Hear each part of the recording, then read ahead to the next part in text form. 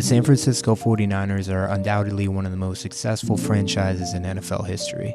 From the Joe Montana, Steve Young, Jerry Rice days in the 80s and 90s to recent history making 3 of the last 4 NFC championships, including the Super Bowl appearance in 2019, it is pretty clear the 49ers know how to build a winning program. However, even though they have very much continued their success into this millennium, they have not been able to get over the hump and hoist the Lombardi Trophy, and the number one reason why is because of the decisions they have made at the quarterback position.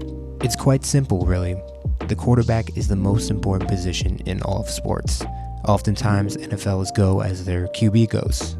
Of course, there are a few exceptions, but the majority of the time this is the case. And we've seen this play out within the 49ers organization for quite some time as they have struggled to find their franchise quarterback. This actually dates all the way back to the 2005 NFL draft, where the Niners had the number 1 overall pick and needed a quarterback, and their 2 options were local California boy Aaron Rodgers and mild-mannered Utah University product Alex Smith. And as we all know, they chose Alex Smith, and although he eventually became an average starting quarterback in the league, it was very clear to everyone that the Niners made a bad decision passing on Aaron Rodgers. Despite this mistake, the franchise still was able to make the NFC Championship game in 2011, 2012, and 2013, and were even able to win one of those and make a Super Bowl appearance. All this success despite subpar quarterback play, begging the question, how much could they have accomplished if they only had drafted Aaron Rodgers?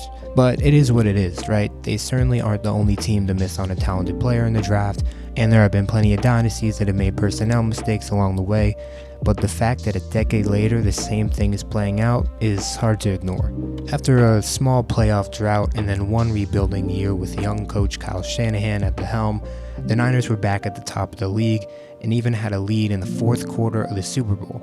But again, they were let down by the struggles of the quarterback.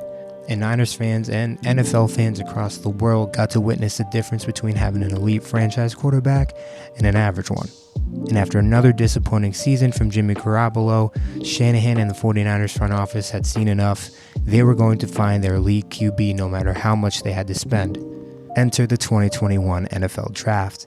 Universally, this draft was considered one of the best quarterback drafts we've ever seen, headlined by generational prospect Trevor Lawrence and littered with plenty of other talented players. The Niners decided this was their chance. Armed with the 12th overall pick, the Niners traded 3 first-round picks to move up to 3rd overall, and at the time, the widely known secret was that Trevor Lawrence was going 1st overall, Zach Wilson was going 2nd, which left the Niners to choose from 3 quarterbacks, Trey Lance, Justin Fields, and Mac Jones. Many claim this was an easy choice. Justin Fields was the clear-cut option after his impressive playoff run, taking down Trevor Lawrence and the Clemson Tigers. But the 49ers front office and coaching staff saw it differently. In fact, in case you've forgotten, Kyle Shanahan's clear-cut first choice was actually Mac Jones. And although this shocked everyone in the draft community, Adam Schefter and Ian Rappaport were adamant that this was the Niners' target at 3. But then Mac Jones' pro day happened. And if you ask me, I honestly believe his lackluster performance was the final straw for Kyle Shanahan, and he finally caved to the front office wishes and decided to back the insane potential of Trey Lance, despite his previous reservations. And this decision would change the league forever. Pressured by the amount of draft capital the Niners used to acquire Lance, Trey was thrust into a starting role prematurely due to some injuries, and his limitations were obvious to say the least. The Shanahan offense is pretty well documented at this point. It involves crossing routes, timing, getting the ball to playmakers with room to run after the catch, and because of this reliance on playmakers, it has been deemed quarterback-friendly. And I, as many others do, believe it is the most quarterback-friendly system the modern NFL has to offer. Despite all this, Trey Lance still struggled mightily. In the few opportunities Trey Lance has gotten, his decision-making and accuracy have been called into question, but I think even more damaging than that is Kyle Shanahan's play selection when Trey Lance is at QB. It is blatantly obvious that the play calls are different when Lance is in there. There are multiple designed QB runs, rollouts, QB powers, and very non-Shanahan type plays, and this can only be construed as Lance having issues successfully grasping the actual offense. Of course, you want to play to your QB's strengths, but if Shanahan's forced to call QB draws on 3rd and 5, I think it's quite clear that he doesn't have faith in his QB's ability to throw the ball in obvious passing downs.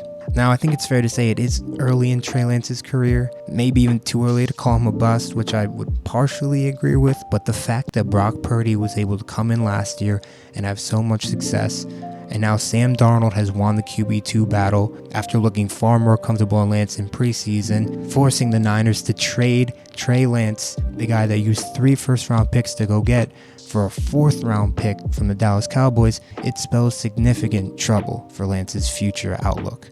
It's undeniable that the 49ers have messed up again at the QB position, and I believe it cost them a potential Super Bowl and potential dynasty. I don't think it's as bad as the Rodgers miss, but what if they had drafted Justin Fields? What if they had drafted Mac Jones, who seems like a better stylistic fit in the Shanahan system than Lance? Who knows how much better those QBs would have been? Hell, what if they moved up and paired Jamar Chase and Deebo Samuel and George Kittle, or even stayed put and added Micah Parsons to already one of the best defenses of this millennium? The what-ifs are seemingly endless. And what makes it even worse is the 3 picks they traded up to get Trey Lance turned into Jalen Waddle, Tyreek Hill, and Bradley Chubb, players that single-handedly turned the Miami Dolphins into a Super Bowl contender. Personally, I would argue it made no sense for a contending team to trade 3 future assets for the most developmental QB in the draft. But at the same time, I don't really blame them. Think about the shortcomings of the QB positions that they have experienced. How it cost the Niners a Super Bowl in the early 2010s, how it cost them a Super Bowl in 2020. For better or for worse, the front office was done with almost winning it all. They would rather swing for the fences and barely miss on the grand prize all over again. So I get why they reached. I get why they overpaid. I get why there was plenty of indecision involved in the process.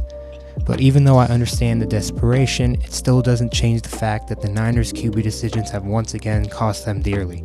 And despite their best efforts, the Niners front office will have no choice but to look back on their decisions and admit that drafting Trey Lance ruined a potential dynasty.